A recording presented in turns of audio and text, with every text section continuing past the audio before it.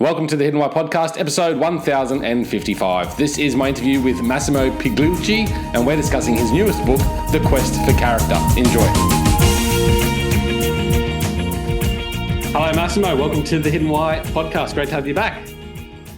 Great to be back. Thank you. This is not our first interaction. We've discussed previously your last book. The name slips my mind right this second. Yeah, that's right. What was that book called? The book was a field guide to a happy life. That's right. Which is a book about Stoicism, and in particular about the Stoicism of Epictetus, who was an early 2nd century slave turned teacher and one of the most interesting philosophers, I think, of the entire Western tradition. Yeah, right. And this new book, The Quest for Character, you're focusing on Socrates. Yeah, talk about interesting philosophers, right? Yeah. Yes, I mean, a couple of the more well-known Stoics that I guess people might be familiar with.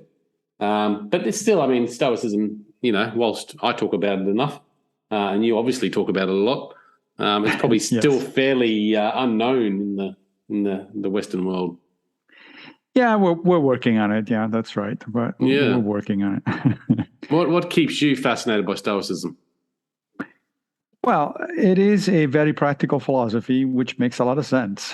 Yeah. And if you're looking for a framework in life, a way to make decisions about what to do, what not to do, a way of ranking and deciding your values and your priorities, well, that Stoicism is a very good bet. There are others. One could get into Buddhism, for instance, outside of the Western traditions.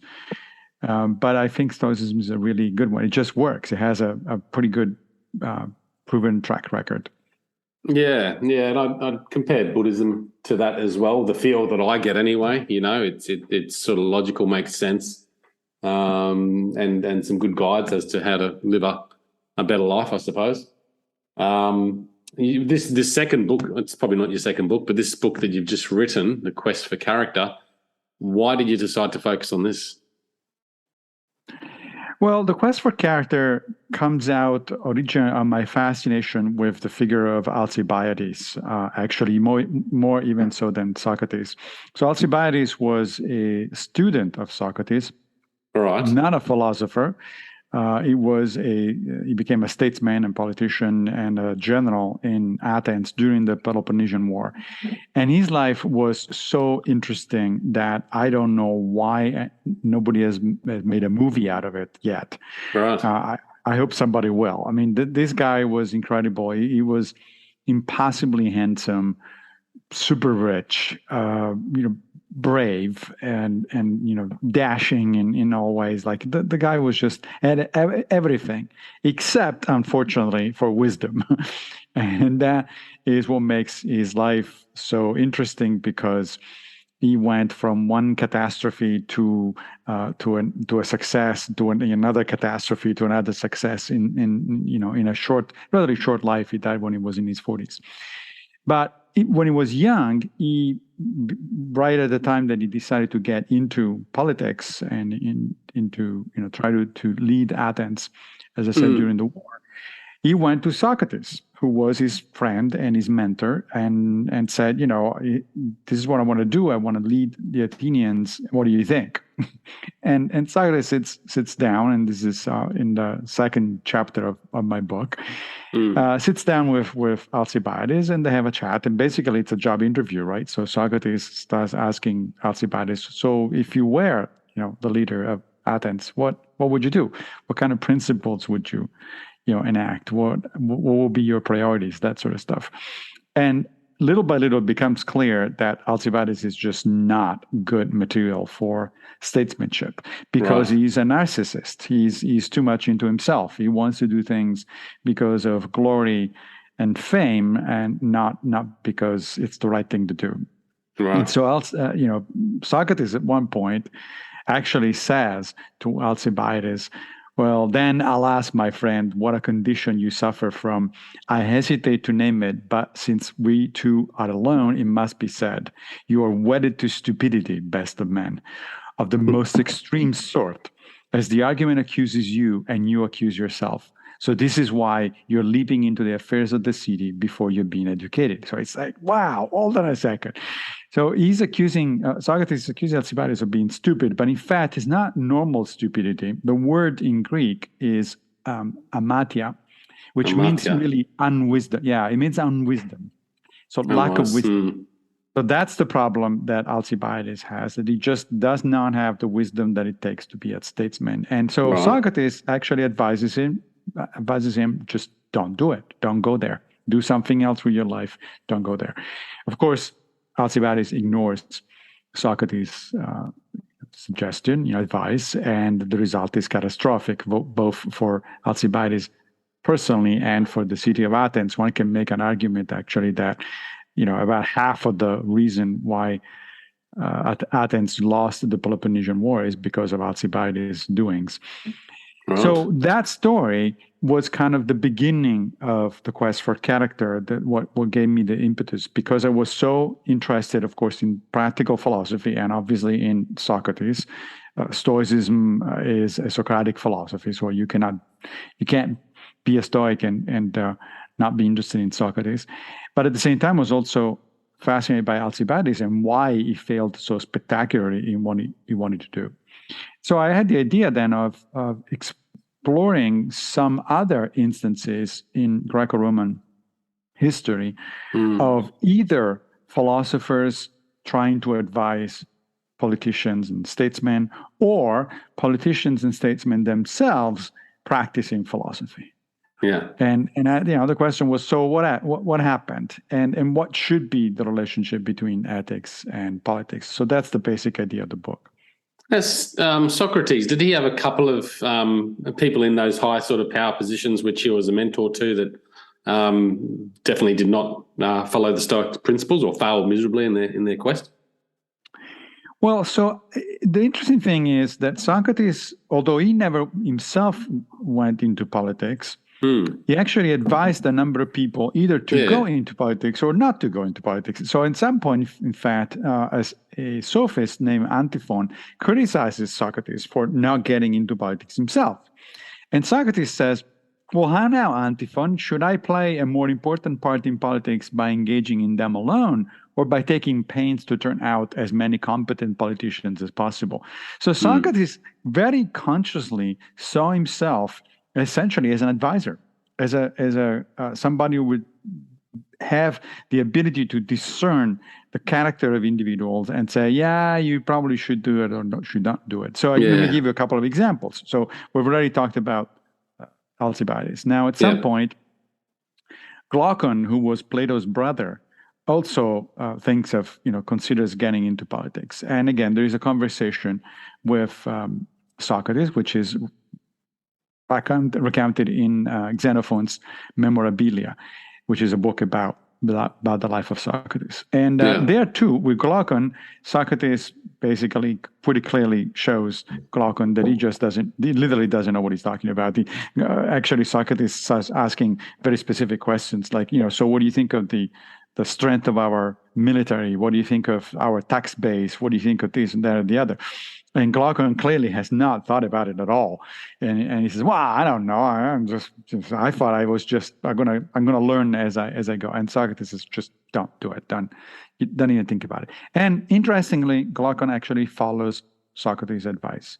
He gives up politics and actually becomes a good musician of all things. So that's one case, I guess, in which you could count a success. Advice went in a good way. Yeah. Yeah, exactly. Now, it turns out that a few years later, Charmides, who was Glaucon's son, also is having a conversation with Socrates. And Charmides has the opposite problem. He apparently, according to Socrates, he would be a good politician. He would make a good politician and statesman. But Charmides has no intention. He's kind of shy. He doesn't like to talk in public in front of the assembly, etc., etc. And Socrates, on the other hand, engages him and convinces him to change his mind and actually go into politics. And the thing works okay, meaning that Charmides does go into politics and he does a good job at a in his own in terms of his own attempts and his own decisions. Unfortunately, he has the misfortune of serving under a government known as the 30 Tyrants after the demise of the democracy in Athens, and so things don't go particularly well because the 30 Tyrants was a bad period for Athens. So, but that's not Charmides' fault. Charmides just tried his best, and he happened to find himself in a situation that was definitely not conducive. So, the track record is somewhat mixed, I would say, but it seems clear that Socrates saw right. He did advise people who were going to be good at it to go into politics, and he did try to steer away people who he didn't think were very good. Sometimes, of course, you can only give advice, and then whether people follow the advice or not, it's not up to you. So Socrates himself, he came into was he a slave originally? Come from poverty? No, he was a free man, but he was a stonemason. So that was his job. And as we know, he spent most of his days, however, apparently not working really, and just hanging around at the gymnasium and talking to people about philosophy. Yeah. And what gets one into philosophy back in the day? Was it just fascination by the what do you call it, evolution of life or improvement of life? How to live a happy life? Yeah, that's a good question. So a philosopher at the time, just as today, I think, meant two different things. So on the one hand, you could be a philosopher in the sense of, let's say, Plato or Aristotle. So somebody who establishes his own school, teaches other people, and spends time writing or discoursing about all sorts of topics ranging from metaphysics to ethics, etc. That's pretty much what I do as a professional philosopher, right? I teach at City College, and I talk to my students and write about all sorts of more or less technical issues. But the second meaning of the word philosopher is somebody who practices the art of living, who actually uses philosophy as a way of life. Right. And in that sense, anybody can be a philosopher. And Socrates was definitely a philosopher in that sense, far more so than, let's say, Plato or Aristotle. Many of the Stoics, especially the Roman Stoics, like Seneca, Epictetus, and Marcus Aurelius, were philosophers in that sense. Seneca never taught anybody. He did write books, but he didn't really get into teaching. Epictetus was a teacher, but he didn't write books. Marcus Aurelius was neither. He didn't write books for the public. The Meditations the book that we know today as the Meditations was his personal diary. It was not meant for publication, and he never actually taught. So you could be a philosopher either in the more academic sense, so in a sense, so right, and which is still true today, or in the sense of somebody trying to live a philosophic life, meaning a life informed by the use of reason to navigate problems and circumstances. So when we talk reason, I mean, it's a really, I don't know, for me, it always is hard to understand what is reason. I mean, is that using logic, science, and nature to understand how things are? Well, to some extent, yes. So reason, in fact, the Stoics in particular were very adamant about this. They thought that in order to have a good ethics, that is, to live a good life, you should study two other things: logic, so that you learn how to reason correctly, and what we would today call science, so that you understand how the world works. Because if you don't reason correctly, or if you don't know how the world works, then you're going to have trouble in life, right? So makes sense. That is still, yeah, exactly, makes perfect sense. It's still true today, right? So we are still in the middle of a pandemic, regardless of what President Biden just said recently. And if you don't know a minimum of science, that is, if you don't understand what a virus is and what pandemics are and stuff like that, you're likely to make mistakes. In fact, potentially fatal mistakes. Also, if you know, however, about what viruses are, what a pandemic is, but you don't reason correctly about it, that is, you make up your own stories and don't listen to experts and stuff like that, then also you're likely to make mistakes that could be costly.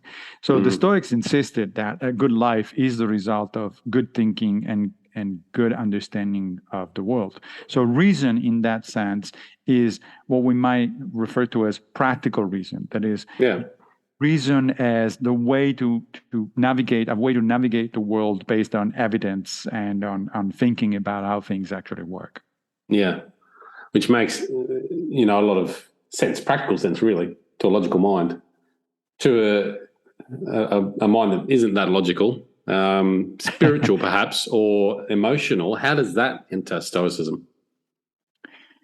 Well, that's an interesting question. So, first of all, let's talk about the emotions first, because too many people still today seem to think that emotions are somehow separate from thinking, from reasoning. And despite the fact that modern science tells us that, in fact, our emotional responses are deeply interconnected with our ability to reason, anatomically speaking, I guess there are two different areas of the brain. Most of our thinking and executive decision making happens in the frontoparietal lobes of the brain, while our emotional reactions begin in the amygdala, which is the base of the brain. But if you look at it from a neuroanatomical perspective, you will see that those two areas are deeply interconnected with each other. They are, they're connected by literally billions of neuronal nets. So there is no such a thing as a separation of reason and emotion. In fact, even today, people use this misconception as an excuse. I've heard people telling me, "Oh, well, I just feel that way. I can't help it." And my response is, yes, you can. Yes, you can help it. Maybe not immediately. It's not like you can snap out of a particular feeling or a particular emotion immediately, but you can train yourself to, reason basically with your emotions, which is exactly what the Stoics try to do. The most obvious case was Seneca's book on anger, where he tells you that you cannot, you can't shut down anger. It's not like by sheer willpower you can somehow suppress anger. That just doesn't work that way. But what you can do is you can learn to recognize the onset of anger. You can act in certain ways that diffuses your anger, and then you can, once that the anger is subsided, you can think about, why was I so angry? What the hell was the problem? And how can I approach it the next time around without letting my anger get in the best of myself? So in terms of emotions, I don't think there is it's all part of the one. Yeah, it's all one. I mean, which makes a lot of sense about Stoicism and why that's important, because we are often, if you're not capable, we're often driven by emotion, whether it's anger or jealousy or whatever it might be. But with the right reasoning and tools in your belt, then you can use that reasoning to help better manage your emotions so that they don't take you off in tangents uncontrollably. Correct. From a Stoic perspective, and also from the point of view of modern cognitive behavioral therapy, a disruptive emotion, an unhealthy emotion, is simply a result of bad reasoning. For instance, if you all of a sudden start saying things like, Massimo, you're an idiot, et cetera, and I feel insulted, then it is, and I get angry as a result of being insulted, that's bad reasoning on my part, because the underlying reasoning that generates the emotion is, it's bad to be insulted. But it's not bad to be insulted. An insult is just somebody opening their mouth and putting out, moving air. It doesn't do anything to me. You can say whatever the hell you want about me. I don't care. So if I reason that way, then I don't get angry. And so there is a connection there, a deep connection between. Absolutely. Now, you mentioned spirituality. That's an interesting one, because, of course, nowadays, a lot of people seem to think of spirituality as completely separate from, let's say, science and reason and stuff like that. But again, I think the Stoics were way ahead of their time. Yeah. They thought of the soul. They did recognize something like the soul, something like the center of human emotion and reasoning. But they thought that the soul, just like everything else, is made of matter. It's made of stuff. And therefore, when we die, it's going to decay just like everything else. Just like the body decays, then the soul, whatever it is, however it works, and therefore, again, there was no major difference there between spirit and matter. There was no distinction between the soul and the mind or anything like that. It's all one thing. Right? And so from a modern perspective, that amounts to say that the Stoics were materialists. They thought that everything was made of stuff, and everything therefore changes or decays as stuff does, and that there is no distinction between spirit, emotion, and reason. It's all one bundle. It's all one thing. It all happens inside your brain. Okay. This takes us off on a tangent from your book, of course, but it's quite interesting to see the soul as matter. How did the Stoics feel about death and maybe life after death? If the soul is decaying when you die, then I would assume that there is no such thing. Right. That's right. The Stoics did not believe in life after death, and they were also of the opinion that we just shouldn't be worried about death, because death is a lack of sensation of any sort. So, and the reason for that is, of course, because we are not actually there. When you say that somebody is dead, that's kind of a funny way to put it, because if he's dead, he's not that somebody anymore. There's no, right? So when I say, for instance, oh, my father died a few years ago, well, that is true. But to say now that my father is dead is to make a category mistake, is to impute a condition, being dead, to somebody, my father, who cannot actually experience that condition because my father doesn't exist anymore. His elements have been recycled in the cosmic general. So, right. So there is no since we are not going to be there, and this is, by the way, one interesting case in which the Stoics completely agree with the Epicureans. The Epicureans made the same exact argument that there is no point in being afraid of death, precisely because we're not going to be there to experience it. There is nothing to be afraid of. Now, you might be afraid of the process of dying. That's a different issue, right? Because that could be painful, depending on the circumstances. But even there, Marcus Aurelius says that, sure, there might be pain, but the thing about pain is either it is endurable or it will pass, in the sense that you're going to die. Yeah. And so, either way, it's not going to last forever. It's going to be a short period in your life where you're going to be in pain or in discomfort, and then it will be over. So, why worry? Yeah.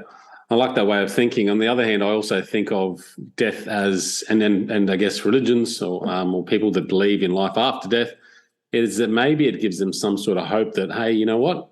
It takes away the fear of death or of perhaps dying even. How would you argue towards that, coming from a Stoic sort of point of view? Well, you mean about the fear of death itself? Well, more so about having a belief in something existing after this life to help give you that hope in life, Sure. And I think this sort of comes to you when you are dealing with death. I lost my father earlier this year, and certainly it was one thing that I've never really thought about is life after death. But then I started thinking about, because he passed, and it's like, okay, maybe there is something there, and perhaps that'll give us a chance to reunite at some stage, Right. So the rational approach to that, I would say the Stoic approach to that is to realize that what you're doing there is indulging in wishful thinking, right? You miss your father, and of course you would like to see him again. That's a normal human emotion. But the moment in which you start saying, "Oh, maybe there is something out there. Maybe we'll be, reunited, etc." Now you're indulging in fantasies. Now you're basically making up stories that just so that you feel better, and that of course violates one of the fundamental precepts of Stoicism, which is that we should be always looking for the truth, not for something that makes us feel better. Right. That's good answer. It's like, it's a great answer, isn't it? Really, when you think about it, like why make things up to try and make yourself happy? Instead of tackling things front on, and that's where Stoicism really comes into it. Like, let's be open and honest and have the facts around everything, and then we can make better decisions from there. Yeah, it's the old blue pill or red pill question from the Matrix, the movie The Matrix, right? So Yeah. would you rather face reality as it actually is, or live in a fantasy that it's going to be more pleasant, but it's also going to be a fantasy? Yeah. And most people actually do pick reality. They do pick the red pill, and Mm. because we value reality. Like people have done experiments actually. In social psychology, there are experiments where people are asked, so if you had the chance of stepping into a machine that would make any kind of fantasy you have come true. So you want to be a football star or a great actor or whatever it is. It's fine. It's going to happen. But the trade off is you can never come back to reality. You can never actually live a real life. Mm. And most people say that no, they wouldn't do it.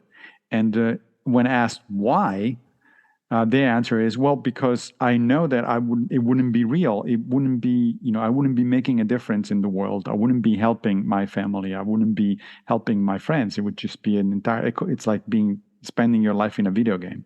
Yeah. And Yeah. as fun as it is for a few minutes or a few hours, you presumably, if you're a normal person, you don't want to do that for the rest of your life. Mm. A lot of people are these days, aren't they? We're living in this online world. Right. Yes, exactly. So beware of these promises by social media companies about living a virtual life and stuff like that. It's like, why would you want to do that? It It's not seems real. like, yeah, I know, but do you think it's going to go that way more and more as people just try to escape I feel like we're being protected and babied and wrapped up in cotton wool in this life, rather than actually just dealing with the harsh realities of this is life. This is what we've got to deal with. And if you look at Stoicism in that point, that's what they say is, face up to what is real. But what we're doing instead is retreating into whatever it might be, these fake realities of, false friends online and false realities online and game worlds and all that sort of stuff, rather than dealing with what it actually is. Yeah, and that's a good question. I mean, that's an empirical question. Is a majority of people in the near future going to go for the meta universe or whatever they call it, or is it going to stick with reality? I certainly hope the latter, but I wouldn't bet my life on it. Right. No, it's going to be interesting. Anyway, going back to Quest for Character. Sure. Why is character so important? Well, so I guess the first question there is, what is character in the first place? And then we can get to why is it so important. So a character is a combination of behavioral tendencies. So if you say, for instance, that a friend of yours is generous, right? What you mean is that other things being equal, that person is prone to be helpful to other people, to give money or time or resources of some sort to other people. That's what it means to be generous, right? Mm-hmm. And of course, the opposite is to be stingy, which is a vice, and which is also a character trait. So character really is a general word to describe the ensemble of behavioral tendencies that we have as human beings. Right. Mm. Right. So the notion, therefore, is that then by definition you want to have a good character, because having a good character means you have positive behavioral tendencies, that you tend to do the kinds of things that are helpful to both you and other people. And having a bad character, on the other hand, means that you do the opposite. So it kind of becomes, by definition, of course, you want a good character. Question is, how do you get a good character, right? Right. And is it possible, for instance, to teach virtue in the first place? Virtue is a general word that signifies a good character in the Greco-Roman tradition. In fact, the book, The Quest for Character, starts with the very first chapter is about can virtue be taught, and Socrates had two different answers, in fact, to that question. In one of the Platonic dialogues, the Meno, Socrates concludes that virtue actually cannot be taught. And one of the reasons he arrives at that conclusion is because he says, if virtue were something that can be taught, then you would see a lot of teachers around it because it's an important thing to learn. So you have a lot of teachers. I don't see any teachers of virtue, and therefore it must be that it can be taught. But interestingly, in another Platonic dialogue, the Protagoras, Socrates starts out with the same exact sort of position, virtue cannot be taught, and then he changes his mind by the end of the dialogue. And the way he changes his mind is because, of all things, he talks to Protagoras, who is a sophist. Now, normally, the sophists are the arch enemies of Socrates. So it's kind of interesting to see a Platonic dialogue where it is a sophist who actually changes Socrates' mind. But basically, Protagoras says, look, virtue, character traits in general are like are a technical skill, like music or languages. You can learn music. Anybody can learn how to play an instrument. Now, of course, some people are going to be better at playing. Some people, in fact, are going to be natural prodigies, right? Some people just pick up a musical instrument and they'll just go on and they're great. Others, even if you teach them, they'll barely be able to put together, a simple tune. But nevertheless, everyone can be taught the skill of playing an instrument. And how do you do that? Well, there are three components to learning something like playing an instrument. One is you probably want to know a little bit of musical theory. Yeah. Basic stuff about, the notes and how they relate to each other, that sort of stuff. So a little bit of theory. You also probably want a good teacher.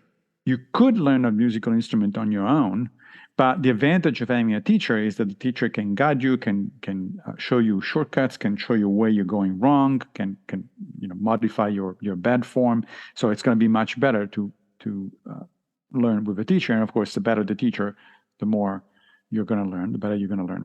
But mostly, it's really going to be about practice, right? So most of the time, you will not be actually with a teacher, you will not be studying theory. What you do is you pick up the instrument, let's say a saxophone, and you just play and play and play and play. And you try the scales over and over and over, right? And you try simple tunes over and over and over until you get it right by habit, by mindful effort.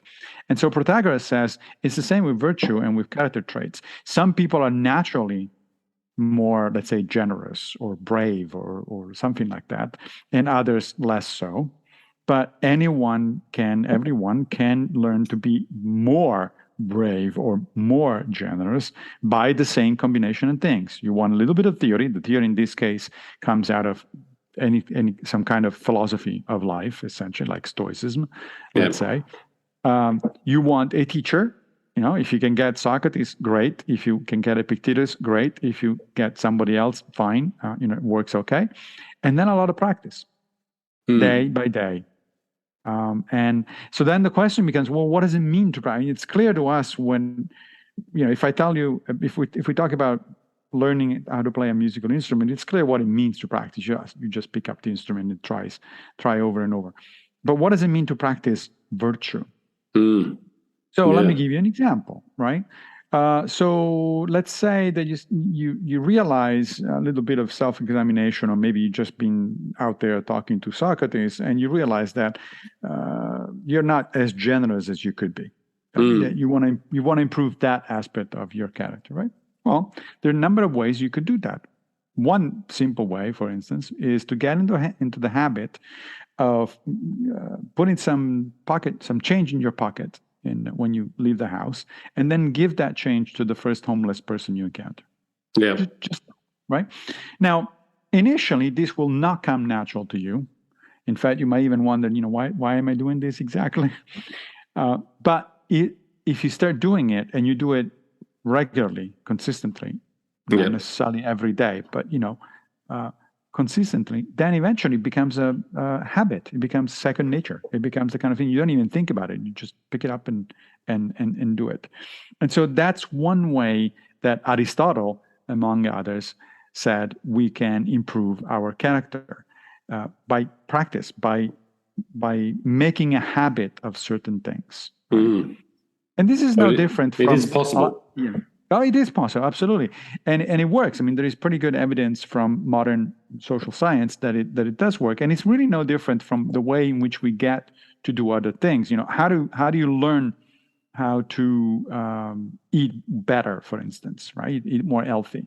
Well, you initially make a mindful effort. You pay attention to what you're eating, your portion size, the kind of stuff you're eating, et cetera, and that requires Yeah. effort because it doesn't come natural, right? You rather go for the cheeseburger and the fries rather than the salad or the fruit and stuff like that. But Yeah. if you force yourself initially to do it over and over and over, eventually it becomes second nature. I've talked to a number of vegetarians, for instance, who tell me that when they were younger, they actually loved meat, and now they feel it's disgusting. Right. They have gotten themselves, yeah, they got themselves so much into the habit of not eating meat that now the whole idea is so alien to them. But 10 years ago or 20 years ago, they were, steak a day kind of person. Right. Then I guess it's with philosophy, and perhaps you see this often where people study philosophy and read it and try and learn it, but then don't practice it. Yes, that's part of the problem, right? So there was I would say, embarrassing series of papers that came out a few years ago about contemporary moral philosophers, and so these people basically investigated just how moral philosophers are. How ethically do they behave, right? And by moral philosophers, I mean professors of ethics at university. And it turns out that they were no more ethical by a number of measures, empirical measures, than any other faculty in any other department in a university. Yeah. Which is puzzling, right? It's like, wait a minute, you're teaching, that's your field. You're teaching ethics to other people, but that you don't act more ethically than other people. How does that work? And I think the reason that happens is because modern philosophy has gotten detached from practical philosophy. Right. That is, these days, to become a philosopher, you have to spend several years working on a PhD dissertation about a very abstruse, very technical, very specialized, topic. And then you start thinking that doing philosophy means to spend most of your time thinking very, very hard about very, very tiny little aspects of a particular problem, as opposed to being a philosopher, meaning you actually live a philosophical life. You live like science. You try to actually embody your principles.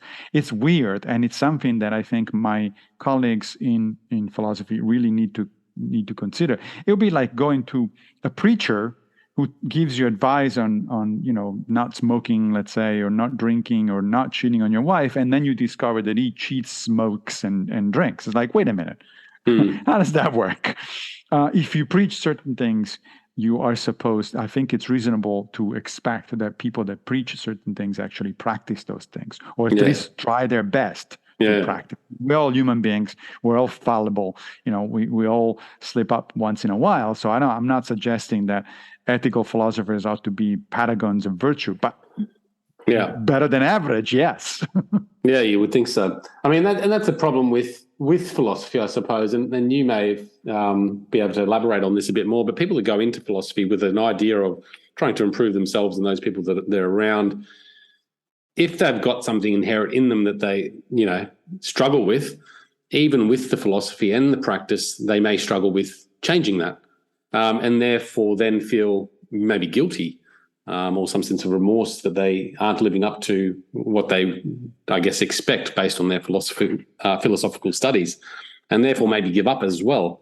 Do you find that is common? I think that may be true in some cases, but most people that get into philosophy these days just do it because they love arguing on very tiny little things and thinking about tiny little things. They love what sometimes is referred to as hair splitting, logic chopping and stuff like that. And this has been a problem actually for a long time. I mean, even Epictetus says to one of his students in the discourses, like, if you come here just to learn about the intricacies of logical reasoning according to Chrysippus, you're not doing philosophy. You're just doing the philosophical equivalent of literary criticism. You're not practicing the philosophy. You're just interested in the abstract, theoretical parts of it. So what? What difference is that going to make to your life? I mean, show me, how that makes a difference. Seneca also writes in one of his letters, I think it's in one of the letters that he writes to his friend Lucilius, he says, don't explain to me the different kinds of friendship. Tell me how to be a good friend, right? Don't explain to me the meaning of the word love. Teach me how to love other people, that sort of stuff. So this is being a long... That's true. A problem that has been in the making, like 2,000 years or so. Something certainly to think on. Mate, congratulations on the book and thanks for coming on and sharing with us today. Absolutely. It's been a pleasure. Thanks for having me. We sort of went off in tangents there, but I know there's a lot more in the book about, the quest for character. So definitely, guys out there, grab a copy of that. It's there's a few places where you can get that from. I assume it's on Amazon there, Massimo, and yes. Yeah, and how else can people reach you?